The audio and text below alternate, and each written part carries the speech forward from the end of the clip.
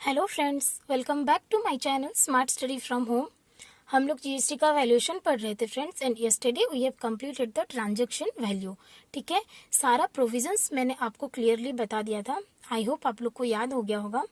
अभी हम लोग पढ़ेंगे वैल्यूएशन रूल्स। ठीक है, ट्रांजैक्शन वैल्यू पे अगर वैल्यू नहीं हो पाता है तो वैल्यूएशन रूल्स लगते हैं 27 से लेके 31A तक। ठीक है, तो वो सब अभी हम डिटेल्स में पढ़ेंगे, लेकिन उससे पहले हम लोग ट्रांजैक्शन वैल्यू का एक एग्जांपल देख लेते हैं so that it will be more clear. ठीक है, क्योंकि प्रोविजन के साथों साथ अगर एग्जांपल्स करेंगे तो आपको साथों साथ कैच नहीं होगा, आप लोग कंफ्यूज हो जाओगे, इसीलिए मैंने कल नहीं करवाया। ठीक है, आज हम लोग पहले एक एग्जाम्पल देखते हैं ट्रांजेक्शन वैल्यू का, एंड देन हम लोग आगे बढ़ेंगे, वैल्यूएशन रूल्स पढ़ेंगे। ठीक है, देखिए, Black and White Private Limited has provided the following particulars relating to goods sold by it Colorful Private Limited. Black and White Private Limited has provided the following particulars relating to goods sold by it to Colorful Private Limited. ठीक है, देखो, colourful private limited को उसने goods बेचा है black and white private limited ने। ठीक है, list price of the goods, goods का जो प्राइस है फ्रेंड्स वो क्या है, 50,000 है। ठीक है, exclusive of tax and discounts. Exclusive of tax and discount का मतलब होता है कि टैक्स एंड डिस्काउंट का जो भी ट्रीटमेंट होगा हम लोगों ने अभी तक उसे कंसीडर नहीं किया है, उसको छोड़ के है। इसका मतलब ये नहीं है कि डिस्काउंट माइनस है, एक्सक्लूड है, डिस्काउंट को हमने कंसीडर नहीं किया है। ठीक है, हमने डिस्काउंट को कंसीडर नहीं किया है, हमने टैक्सेस को कंसीडर नहीं किया है। ठीक है, 50,000 है। ठीक है, फिर देखिए, फिर बोला tax levied by municipal authority on the sale of such goods. Tax कितना, म्युनिसिपल टैक्स कितना लगा है, 5,000। देखो फ्रेंड्स, आप लोग ना क्वेश्चन पढ़ते पढ़ते सॉल्व करना सीखो। ठीक है, this is the best trick to solve any question in the exam. ठीक है, क्वेश्चन पढ़ते पढ़ते आपको पता होना चाहिए कि इसका ट्रीटमेंट क्या होगा। ठीक है, subject to some changes after completion of the question. ठीक है, as per the demand of the question. ठीक है, अगर कोई भी टैक्सेस हो अदर देन जीएसटी, पहले ही पढ़ा था, टैक्स ड्यूटी सेस जो भी होगा other than GST and compensation cess, हम उसको ऐड करेंगे। ठीक है, तो ये जो म्युनिसिपल अथॉरिटी वाला है जो टैक्स लगाया है उसने 5,000, ये हम ऑफकोर्स जो प्राइस होगा उस पे ऐड करेंगे, तभी हमारा ट्रांजेक्शन वैल्यू आएगा। तो 50,000 में 5,000 ऐड होगा, 55,000। ये क्लियर है। फिर बोला packing charges not included in price above. ठीक है, उसके बाद दिया हमको पैकिंग चार्जेस। मैंने क्या बोला था, ऑल द 3 नंबर में था all the incidental expenses, packing होगा, कमीशन होगा, ये सब ऐड होगा। अगर इंक्लूड नहीं है तो इसने बोल दिया कि इंक्लूड नहीं है तो 1,000 इंक्लूड करेंगे।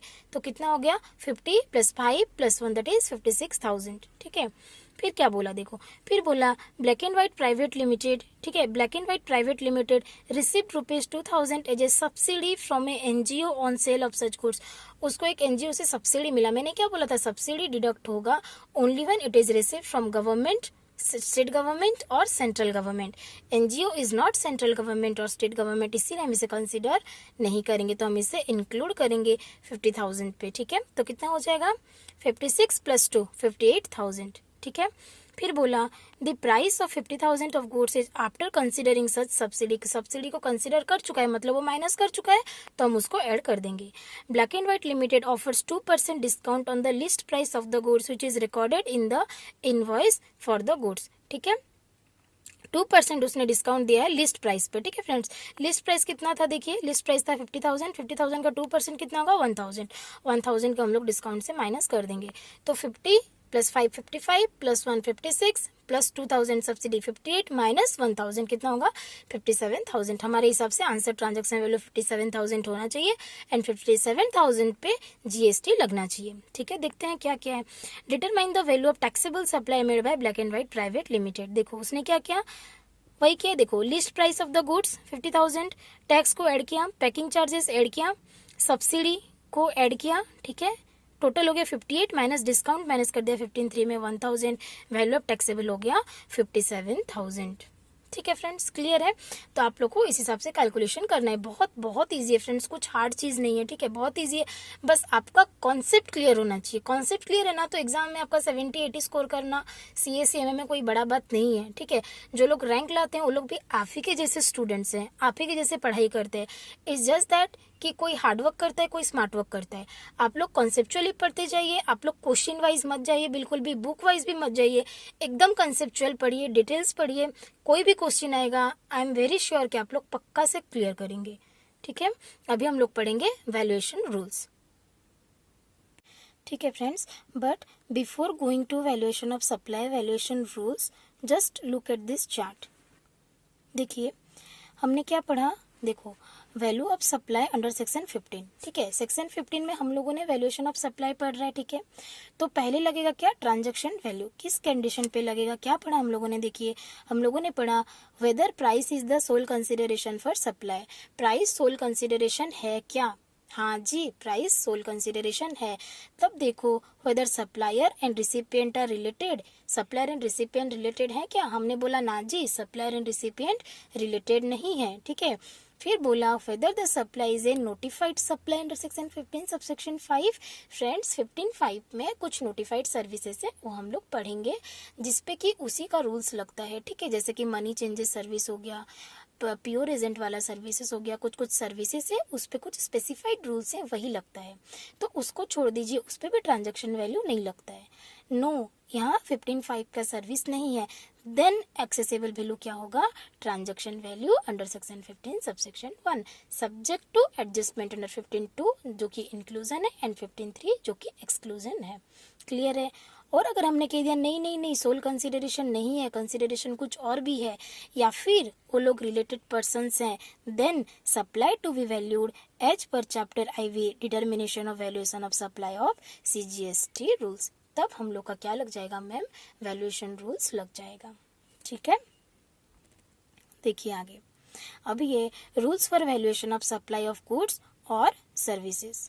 ठीक है, पहले देखेंगे हम लोग फ्रेंड्स रूल 27। ठीक है, कल मेरा एक मिस्टेक हुआ था, मैंने आप लोग को बोला था कि अगर प्राइस सोल कंसिडरेशन नहीं है तो रूल 29 लगता है। वेरी सॉरी, गलती से हो गया, वो रूल 27 लगता है। ठीक है, देखिए रूल 27 ऑफ वैल्यूएशन रूल्स। ठीक है, जहाँ पे ट्रांजैक्शन वैल्यू का पहला कंडीशन ब्रीच करता है वहाँ पे आता है rule 27, that is money should be the sole consideration. अगर मनी सोल कंसिडरेशन नहीं है तब रूल 27 लगेगा।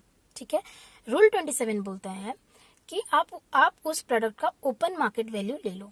देखो मैं आपको बता रही हूँ, सपोज आपने एक लैपटॉप खरीदा। ठीक है, लैपटॉप के बदले मैंने उसे एक सेकेंड हैंड प्रिंटर दे दिया प्लस 10,000 रुपीज दे दिया। ठीक है, तो मनी सोल कंसिडरेशन नहीं हुआ फ्रेंड्स, मनी के साथ मैंने प्रिंटर भी दिया। ठीक है, तो यहाँ पे ट्रांजैक्शन वैल्यू नहीं लगेगा because money is not the sole consideration. ठीक है, पहला कंडीशन ही ब्रीच हो गया। तो रूल 27 बोलता है आप जो प्रोडक्ट सेल किए हो, ठीक है, जो परचेज कर रहे हो, मतलब जो सप्लायर ने सेल किया है आपने परचेज किया, दैट इज द लैपटॉप। ठीक है, उसका ओपन मार्केट वैल्यू ले लो। अगर वो लैपटॉप ओपन मार्केट में 80,000 में बिकता है तो उसका प्राइस हम लोग 80,000 लेंगे। क्लियर है। फिर बोलता है, मैं आपको रीड करवाऊंगी बट पहले बता दे रही हूँ कि चीज क्या है। ठीक है, क्रक्स को समझो, रीडिंग अपने आप हो जाएगी। ठीक है, फिर बोला अगर ओपन मार्केट वैल्यू नहीं पता, सपोज न्यू प्रोडक्ट लॉन्च हुआ है और मैंने एक्सचेंज कर लिया कोई और प्रोडक्ट के साथ। ठीक है, लैपटॉप सपोज कोई नया आया है मार्केट में, उसका ओपन मार्केट वैल्यू अभी तक है ही नहीं। ठीक है, उस केस पे क्या हुआ, उस केस पे बोला आपने जो गुड्स दिया है दैट इज प्रिंटर, ठीक है, उसका फेयर वैल्यू ले लो प्लस कंसिडरेशन जो 10,000 मैंने दी है। ठीक है, वो हो जाएगा आपका ट्रांजेक्शन वैल्यू। फिर बोला नहीं मैम वो भी नहीं है, वो भी मुझे नहीं पता प्रिंटर का वैल्यू फेयर वैल्यू क्या है। ठीक है, तो जो कि नहीं होता है, मिल ही जाता है, बट ठीक है अगर वो भी नहीं हुआ तो आप लोग चले जाओ रूल 30 में।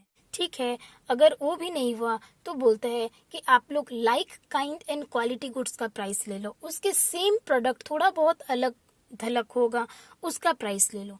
आपने बोला मैम वो भी नहीं है, तो ठीक है कोई बात नहीं, आप लोग वैल्यूएशन रूल्स के रूल 30 में चले जाइए। ठीक है, एंड रूल 30 बोलता है कि 110% ऑफ कॉस्ट ऑफ प्रोडक्शन ले लो। उस प्रोडक्ट को मैन्युफैक्चर करने के लिए कितना कॉस्ट लगता है उसमें 10% मार्कअप देके आप उसका प्राइस ले लो। फिर बोला अगर मैम वो भी नहीं है, वो भी नहीं है तो क्या करना पड़ेगा, आप रूल 31 में जाइए, that is the best judgement assessment, general rule applicable होगा एंड जो बेस्ट होगा वही उसका प्राइस होगा। एकदम रूल 27 यही बोलता है। ठीक है, बाकी मैं आपको बुक से पढ़ा दे रही हूँ। देखो देखिए if the consideration for a supply of goods and services or services is not solely in terms of money, the supply is valued by of the following methods. ठीक है, देखो पहला क्या लेना है, the open market value of such supply. मैंने बोला laptop का आप ओपन मार्केट वैल्यू ले लो। If open market value of the supply is not known, consideration in money plus money equivalent of the non monetary consideration is such amount is known at the time of supply. ठीक है, non monetary मतलब क्या है, printer है, printer का value plus 10,000 दिया है वो ले लो। If the value can not be determined under the previous two clause the value of the supply goods और service of like kind and quality, जो मैंने कहा, ठीक है, सेम प्रोडक्ट का प्राइस ले लो।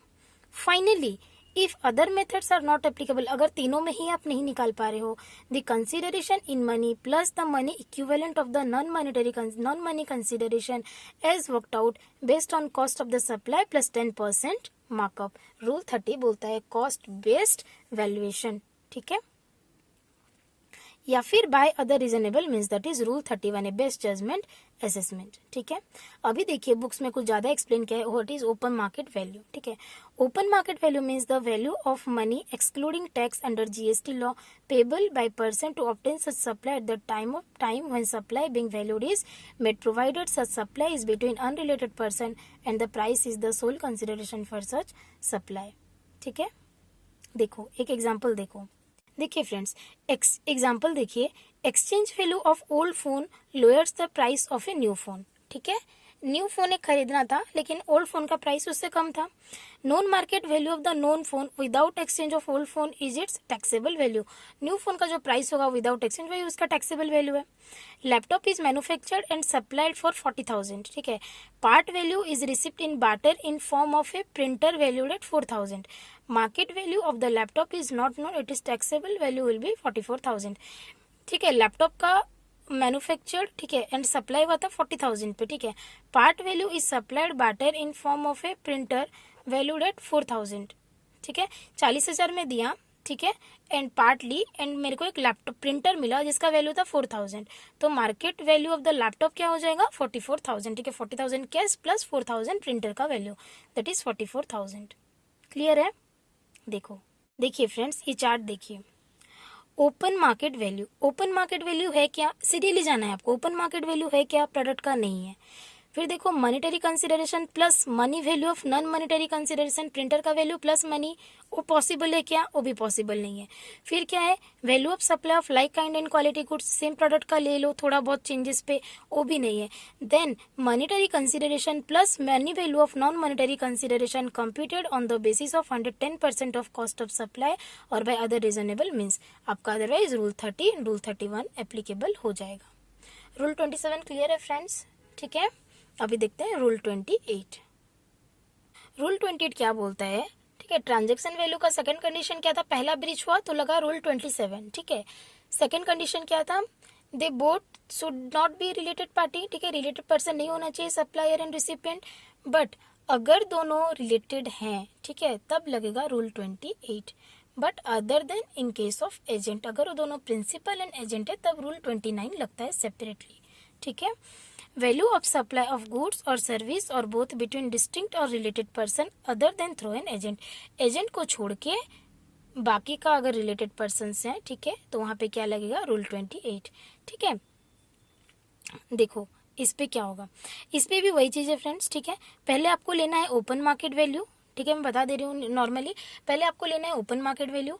ओपन मार्केट वैल्यू नहीं है तो यहाँ पे क्या होगा ना, जो वहाँ पे सेकंड वाला स्टेप था ना कि आपको नॉन मॉनेटरी आइटम्स का प्राइस प्लस कंसिडरेशन, यहाँ पे वो नहीं आएगा, because price is the sole consideration here, only the persons are related. ठीक है, तो आप पहले ओपन मार्केट वैल्यू ले लो, ओपन मार्केट वैल्यू नहीं है तो like kind and quality goods का प्राइस ले लो। अगर वो भी नहीं है देन रूल 30 में जाओ। ठीक है, कॉस्ट प्लस 110%, अगर वो भी नहीं हुआ तो 31 में जाओ, बेस्ट जजमेंट असेसमेंट। लेकिन यहाँ पे भी सीरियल वही है, बुक से पढ़ लेना समझ आ जाएगा। बट द थिंग इज, यहाँ पे एक चेंजेस है कि अगर आपका रिलेटेड पर्सन फर्दर सप्लाई कर रहा है तो वहां पे सप्लायर को एक ऑप्शन दिया जाता है। ठीक है, वो ऑप्शन क्या है आप देखिए, वो इम्पोर्टेंट है।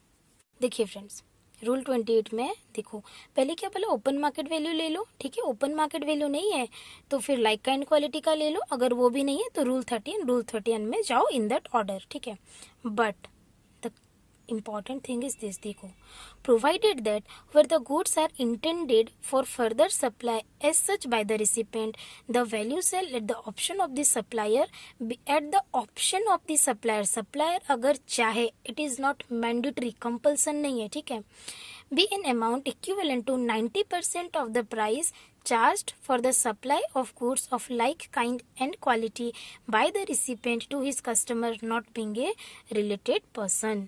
ठीक है, एग्जाम्पल देखो, एक्स है, एक्स एक सप्लायर है, ठीक है, इसने बेचा वाई को, ठीक है, Y is the recipient, but ये दोनों क्या हो गए, रिलेटेड निकल गए।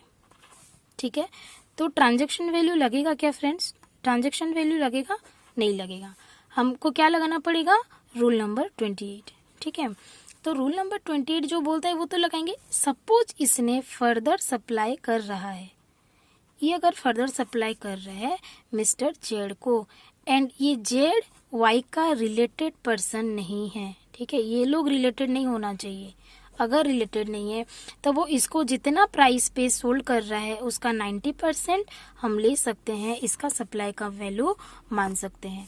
फॉर एग्जांपल सपोज एक्स ने वाई को 4000 में कोई चीज सेल किया है, अगर like kind and quality goods या फिर सेम प्रोडक्ट ये जेड को सप्लाई कर रहा है सपोज 6000 में। ठीक है, तो इसका 90% कितना होगा, 5400।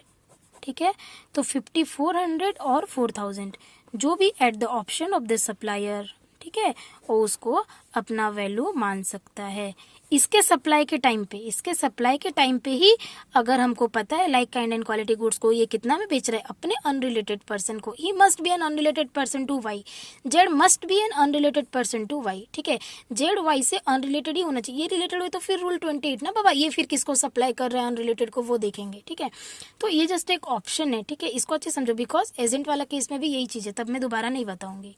ठीक है, तो एक्स वाई को जितना में सोल्ड किया है, सपोज 4000 में सोल्ड किया है, तो आइदर 4000 ले सकता है या फिर उस टाइम पे, टाइम ऑफ सप्लाई के टाइम पे ही वाई अपने अनरिलेटेड को like kind and quality goods या फिर सेम प्रोडक्ट जितना में बेच रहा है उसका 90% को ये अपना वैल्यू ऑफ सप्लाई मान सकता है। And this is just an option eight the option of the supplier only. Clear है, क्लियर हो गया रूल 28। ठीक है, अभी देखो rule 29, value of supply of goods made और रिसीव्ड थ्रू एन एजेंट। यहाँ पे एजेंट वाला केस को दिया गया, तो पहले क्या देखेंगे, ओपन मार्केट वैल्यू। ठीक है, ओपन मार्केट वैल्यू देखेंगे, और at the option of the supplier be 90% of the price charge for supply of goods of like kind and quality by the recipient to his customer not being a related person. वहाँ पे भी, यहाँ पे भी same case है। ठीक है, where the goods are intended for further supply by the said recipient. ठीक है, यहाँ पे रूल 30 एंड 31 नहीं आएगा, एजेंट वाला केस में ओनली वही वाला चीज एप्लीकेबल होता है, आइदर ओपन मार्केट वैल्यू और 90% of the supply made by the recipient to his unrelated person. ठीक है, एग्जाम्पल देखो, illustration, a principal supplies ground nuts to his agent and the agent is supplying ground nuts of like kind and quality in subsequent supply at a price of 5000 rupees per quintal on the day of the supply. Another independent supplier is supplying groundnut of like kind and quality to the said agent at the price of 4550 rupees per quintal. Okay, the value of the supply made by the principal shall be 4550 rupees per quintal, or very exercise option, the value shall be 90% of 5000 rupees, that is 4500 rupees per quintal. कुछ नहीं है, मैं आपको लिख के बता रही हूँ, ज़्यादा समझ में आए। देखिए फ्रेंड्स, वो कुछ नहीं बोल रहा है, बहुत ईजी है। देखिए, एक्स है, ठीक है, एक सप्लायर एक्स है, दिस इज सप्लायर 1, एक सप्लायर है, दिस इज सप्लायर 2। ठीक है, जेड इज द एजेंट। ठीक है, ये इसको सप्लाई कर रहा है ग्राउंड नट। ठीक है, ये भी इसको सप्लाई कर रहा है ग्राउंड नट। गुड नाइट नहीं है फ्रेंड्स, ग्राउंड नट है। ठीक है, एक्स सप्लाई कर रहा है जेड को ग्राउंड नट, वाई भी कर रहा है ग्राउंड नट। हमको क्या निकालना है, इसका वैल्यू ऑफ सप्लाई। ठीक है, हमको वैल्यू ऑफ सप्लाई निकालना है ना फ्रेंड्स। ठीक है, तो वो क्या बोल रहा है, ये एजेंट इससे कितना में ले रहा है फ्रेंड्स, इससे वो ले रहा है सपोज 4000 पे। ठीक है, 4000, बुक में शायद 4250 कुछ दिया, मेरे को याद नहीं है, 4000 में सपोज ये ले रहा है। ठीक है, इससे, एंड ये क्या कर रहा है, ए को बेच रहा है, which is unrelated to Z. ठीक है, Z and A are unrelated, this is the must, Z and A are unrelated. मैंने पहले भी बोला, ये जो अगर फर्दर सप्लाई कर रहा है तो जो रिसिपेंट है वो रिलेटेड नहीं होना चाहिए एजेंट से या फिर रिसिपेंट से। ठीक है, यहाँ पे ये एजेंट है तो एजेंट से रिलेटेड नहीं होना चाहिए। ये इसको बेच रहा है 5000 पे। ठीक है। This is the open market value for x, ठीक है। वो किसी और से जितना मैं खरीद रहा है Z, this is the open market value for x, ठीक है। एक्स के लिए ओपन मार्केट वैल्यू है। ये क्या है, जो फर्दर सप्लाई कर रहा है, ठीक है, उसका प्राइस है। तो अभी क्या बोल रहा है, ये 5000 का 90% दैट इज 4500, ठीक है। आइदर एक्स क्या ले सकता है, open market value that is 4000 और 90% of the supply made by the recipient to his unrelated person, ठीक है। कितना में बेचा, 5000 पे, 5000 का 90% कितना, 4500। तो आइदर 4500 ले सकता है और 4000 ले सकता है, एच पर the choice of the supplier. Clear है। यहाँ पे रूल 30 एंड रूल 31 नहीं आता है, ठीक है। आइदर ओपन मार्केट वैल्यू जाएगा या फिर 90% of the supply made by the recipient to the unrelated person, ठीक है फ्रेंड्स। क्लियर है। अभी देखिए रूल 30 जो कि ऑलरेडी बता चुकी हूँ, बट स्टिल एक बार रीड कर लो, आप लोग क्लियर हो जाओगे। देखिए friends, rule 30, value of supply of goods और सर्विस और बोथ बेस्ड ऑन कॉस्ट। उसका कॉस्ट जितना होगा उस पर 10% का मार्कअप देना है, ठीक है। और the value of supply of goods और सर्विस और both is not determinable by any of the preceding rules of this chapter. The value shall be 110% of the cost of production or manufacture or the cost of acquisition of such goods or the cost of provision of services. उसका 110% हमको लेना है। And 31 है residual method of determination of value. The general rule applicable होगा under section 15 and the provision of this chapter, ठीक है। कुछ ये नहीं है। Provided that in case of supply of service the supplier may opt for this rule ignoring rule 30 को ignore करके service के केस में कॉस्ट ऑफ सर्विस और क्या होगा, कॉस्ट ऑफ सर्विस नहीं जाएगा। 30 को इग्नोर करके आप 31 डायरेक्ट अप्लाई कर सकते हैं, ठीक है। अभी देखिए the most important rule 31A, ठीक है friends. Rule 31A is related to actionable claim, ठीक है। किससे रिलेटेड है, एक्शनेबल क्लेम से। एक्शनेबल क्लेम क्या होता है friends, lottery, betting, gambling, horse race, ये सब एक्शनेबल क्लेम होता है, ठीक है। तो बुक में जो ये दिया है ना, थोड़ा सा क्लमजी दिया है, ठीक है, थोड़ा सा मतलब बहुत समझना पड़ेगा। तो मैं आप लोग को डायरेक्ट बता दे रही हूँ, बट अगर रीड करना चाहो तो एक बार रीड कर लो। देखो क्या लिखा है, देखो दी बोला है लॉटरी का वैल्यू, देखो बोला है the value of supply of lottery run by state government shall be deemed to be 100/112 of the face value of ticket और of price is notified in the official gazette by the organizing state whichever is higher, ठीक है। Authorized by अगर state government है तो be deemed to be 100/128 of the face value of the ticket और the price notified in the official gazette by organising state whichever is higher, ठीक है। And the value of supply of actionable claim in the form of chances to win in betting, gambling or horse racing in a race club shall be 100% of the face value of the bet or the amount paid into a totalizer. देखो मैं आपको graph से बताती हूँ। देखिए friends, rule 31A, ठीक है, इसको ना दो हिस्सा में डिवाइड कर दो, ठीक है फ्रेंड्स। एक होता है आपका लॉटरी, एक होता है आपका betting, gambling and horse racing, ठीक है। ये तीनों के केस में क्या होता है friends, 100% of the face value. जो आपका बेटिंग का प्राइस है फेस वैल्यू, जो हॉर्स रेस का प्राइस है, जो गैम्बलिंग का फेस वैल्यू है, ठीक है, जो फेस वैल्यू है वही उसका वैल्यू हो जाएगा। क्लियर है, ठीक है, इसमें कोई डाउट नहीं है, ठीक है। लॉटरी के केस में क्या होता है फ्रेंड्स, लॉटरी ना ऑलवेज क्या होता है, इंक्लूसिव ऑफ जीएसटी। लॉटरी का जो प्राइस होता है उसको डिम्ड किया गया है, वो हमेशा इंक्लूसिव ऑफ जीएसटी होता है, ठीक है। अभी कितना परसेंट जीएसटी इंक्लूसिव है, दैट डिपेंड्स अपॉन 2 केसेस, ठीक है। वो केस क्या है, वो केस ये है कि हमको ये देखना है कि ये लॉटरी जो है ये either run by state government है, ठीक है, और एक होता है ऑथराइज्ड बाय स्टेट गवर्नमेंट, ठीक है। Either run by state government है और ऑथराइज्ड बाय स्टेट गवर्नमेंट है, ठीक है। अगर ये lottery run by state government, देखो रन बाय स्टेट गवर्नमेंट क्या होता है फ्रेंड्स, रन बाय का मतलब होता है कि अभी उड़ीसा गवर्नमेंट सपोज एक लॉटरी का परमिशन दिया है, ठीक है। तो आप उस लॉटरी को सिर्फ सेल एंड परचेज ओडिशा में ही कर सकते हो, अदर स्टेट में नहीं कर सकते। That is known as run by state government, ठीक है। और ऑथराइज्ड बाय स्टेट गवर्नमेंट क्या होता है कि ओडिशा गवर्नमेंट ने हमको परमिशन दी है, आप अदर स्टेट में भी इसका ट्रांजेक्शन कर सकते हो, परचेज सेल कर सकते हो, ठीक है। तो वो होता है run by state government and authorised bye state government, ठीक है। तो ये हमेशा फिक्स्ड है। रन बाय स्टेट गवर्नमेंट अगर है तो हम लोग ये मान लेंगे, ठीक है, we will deemed, it will be deemed, क्या डीम्ड करेंगे कि इट विल बी डीम्ड, हम लोग क्या डीम्ड करेंगे कि 12% इंक्लूसिव है, ठीक है। और इस केस पे हम डीम्ड करेंगे कि 28% इंक्लूसिव है, ठीक है। तो अगर फ्रेंड्स लॉटरी का प्राइस 100 रुपीज़ है, ठीक है, तो हम कितना मानेंगे इसको, 100 इज इक्वल टू 112%, ठीक है। और अगर यहाँ पे 100 है तो हम क्या मानेंगे, 128%, ठीक है। तो अगर 100 बाय 112% कर दोगे तो आपका वैल्यू आ जाएगा। यहाँ पे 100 बाय 128% कर दोगे तो आपका वैल्यू आ जाएगा। क्लियर है ये चीज़? अभी समझ में आया? बुक में बस लिख दिया था, आपको समझ में नहीं आता, बट अभी आई थिंक आप लोग क्लियर हो गए होगे, ठीक है। यहाँ पे होगा 112%, यहाँ पे होगा 128%, या फिर, ठीक है, आपने पहले ये डिटरमाइन कर लिया, ये भी डिटरमाइन कर लिया, या फिर और ऑफिशियल गैजेट में गवर्नमेंट ने अगर कुछ डिक्लेयर किया है, ठीक है, जो हायर होगा वो आपका फाइनल वैल्यू होगा, ठीक है।